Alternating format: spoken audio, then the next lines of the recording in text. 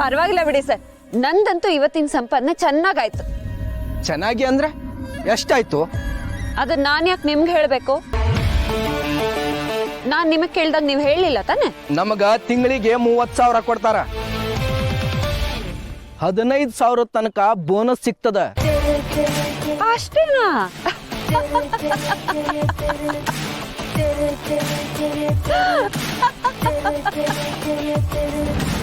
ಏನಷ್ಟೇನಾ? ಈ ಕೆಲಸ ಎಷ್ಟು ರಿಸ್ಕ್ ಅದ ಅಂತ ಗೊತ್ತಿಲ್ಲ ನಿನಗ? ಇವತ್ತಿನ ಕಾಲದಾಗ ಸಂಪಾದನೆ ಮಾಡೋದು ಬಹಳ ಕಷ್ಟ ಅದ. ಸರ್, ಅದೆಲ್ಲ ನೇರ ದಾರಿಲಿ ಹೋಗೋರ್ಗೆ ಸರ್, ನಮಗಲ್ಲ. ನಮ್ದೇನಿದ್ರು ಕಟ್ ರೂಟ್ ಅಲ್ವಾ? ಇಲ್ಲಿ ಎಲ್ಲ ವ್ಯವಹಾರ ಲಕ್ಷಾಂತರದಲ್ಲೇ ಆಗೋದು. ನೀವು ಸ್ಕ್ಯಾಮ್ ಮಾಡಿ ಎಷ್ಟು ಹಣ ನಿಮ್ ಬಾಸಿಗೆ ಮಾಡ್ಕೊಡ್ತಿದ್ದೀರಾ ಅಂತ ನಿಮ್ಗೆ ಗೊತ್ತಾ? ಅದೇನ್ ಗೊತ್ತಾಗ್ತದ? ದುಡ್ಡು ಜಮಾ ಆಗೋದು ನಮ್ ಬಾಸ್ ಅಕೌಂಟಿಗೆ. ಗೊತ್ತಿಲ್ವಾ? ದಡ್ರು ಕಣ್ರಯ್ಯ ನೀವು. ನಾನು ಇವತ್ತಿನ ಸಂಪಾದನೆ ಎಷ್ಟು ಗೊತ್ತಾ? 2 ಲಕ್ಷ. 2 ಲಕ್ಷ? ಮನೆಗೆ ಏನಾಗಿದೆಯೋ ಈಗ? ಮತ್ತಿನ್ನೇನು ಚಿಕ್ಕಿ, ಸತ್ಯ ಸಸ್ಪೆಂಡ್ ಆದ್ಮೇಲೆ ನನ್ನ ಜೊತೆ ಕಾಲ ಕಳೀತಾಳೆ, ನನ್ನ ಜೊತೆ ಕ್ವಾಲಿಟಿ ಟೈಮ್ ಸ್ಪೆಂಡ್ ಮಾಡ್ತಾಳೆ ಅನ್ಕೊಂಡ್ರೆ ಅಮ್ಮ ಅವಳ ದೇವಸ್ಥಾನ ಕರ್ಕೊಂಡು ಹೊಟ್ಟೋದ್ರು.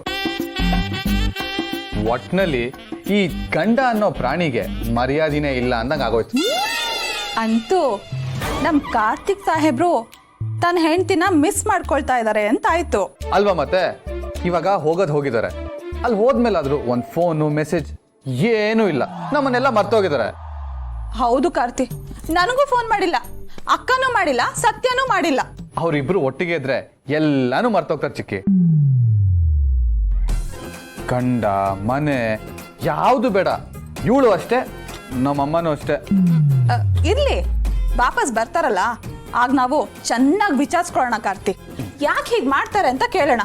ನನಗೂ ಬೇಜಾರಾಗಿದೆ ಅಲ್ವಾ? ಮತ್ತೆ ನಮ್ಗೆ ಯಾರಿಗೂ ಬೆಲೆನೇ ಇಲ್ವಾ? ಕಾರ್ತಿ, ಇಷ್ಟೊಂದು ಆಡ್ಕೋಬಾರ್ದು. ಅಲ್ಲ ಚಿಕ್ಕಿ, ಎಲ್ರೂ ಮನೇಲೂ ಅತ್ತೆ ಸೊಸೆ ಒಂದಾಗಲ್ಲ ಅಂತ ಪ್ರಾಬ್ಲಮ್. ನಮ್ಮ ಮನೇಲಿ ಅತ್ತೆ ಸೊಸೆ ಒಂದಾಗಿದ್ದಾರೆ ಅಂತಾನೆ ಪ್ರಾಬ್ಲಮ್. ಅಯ್ಯೋ ಬಿಡ್ತು ಅನ್ನೋ. ಅವರಿಬ್ರು ಯಾವಾಗ್ಲೂ ಹೀಗೆ ಇರ್ಬೇಕು, ಆಗ್ಲೇ ಮನೆಗೂ ನೆಮ್ಮದಿ. ನಿಜ ಹೇಳ್ಬೇಕು ಅಂದ್ರೆ ಅವರಿಬ್ರು ಚೆನ್ನಾಗಿದ್ರೆ ನಿನ್ ಸಂಸಾರನು ಚೆನ್ನಾಗಿರತ್ತೆ. ಅದಕ್ಕೆ ನಾನು ಇಷ್ಟೊಂದು ಸ್ಯಾಕ್ರಿಫೈಸ್ ಮಾಡಿದ್ರು. ಹೇಗ್ ಹೇಳ್ತಾ ಇದೀಯ ನೋಡು. ಸರಿ ಸರಿ, ನಂಗೆ ಕೆಲಸ ಇದೆ, ಇನ್ನು ಆಫೀಸ್ ಕೆಲಸನ ಮುಂದುವರ್ಸು.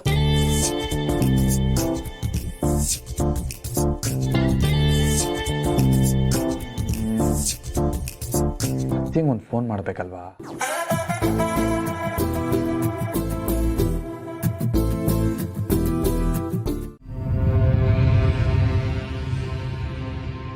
ಬಾಲ,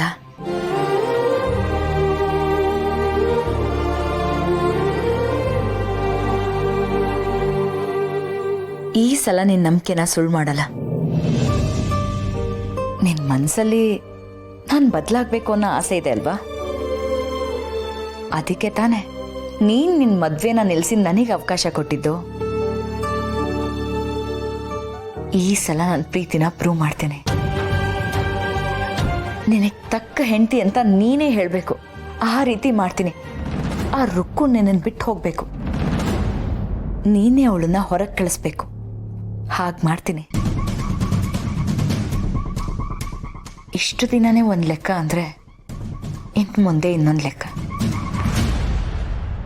ನಾವಿಬ್ರು ಜೊತೆ ಆಗೋ ದಿನಗಳು ಹತ್ರ ಬಂತು. ಲೈಫಲ್ಲಿ ಏನೇನು ಮಾಡಕ್ಕೆ ಹೋಗಿ ನಾನು ಸೋತಿದ್ದೀನಿ ಬಾಲ. ಆದರೆ ನಿನ್ನ ವಿಷಯದಲ್ಲಿ ನಾನು ಸೋಲಲ್ಲ. ನಿನ್ನ ಕಂಡೀಷನ್ ಪ್ರಕಾರನೇ ಬದುಕಿ ತೋರಿಸ್ತೀನಿ. ಇನ್ನು ಮುಂದೆ ಅದೇ ನನ್ನ ಗುರಿ.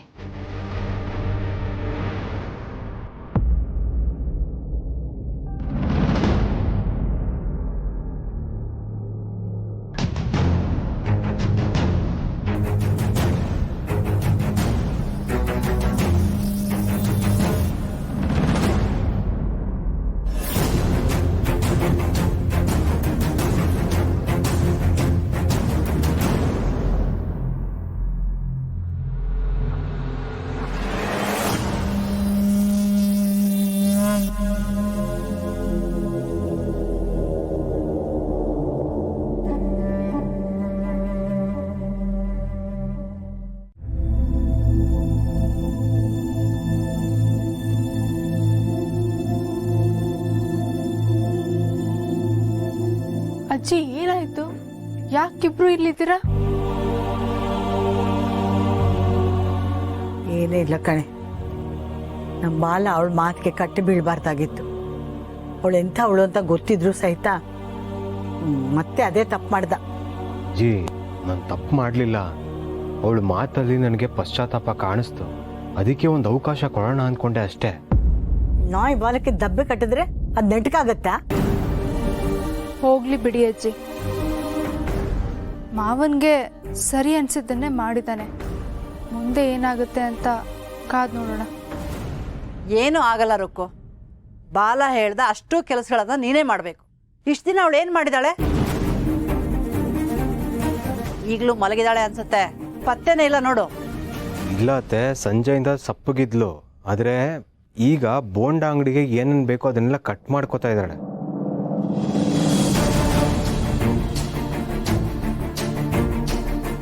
ತಮಾಷೆ ಮಾಡಬೇಡ ಬಾಲ. ಅವಳು ತರಕಾರಿ ಕಟ್ ಮಾಡೋದ. ಅತ್ತೆ, ಈ ಬಾಲ ಏನು ಹೇಳ್ತಿದ್ದಾನೆ?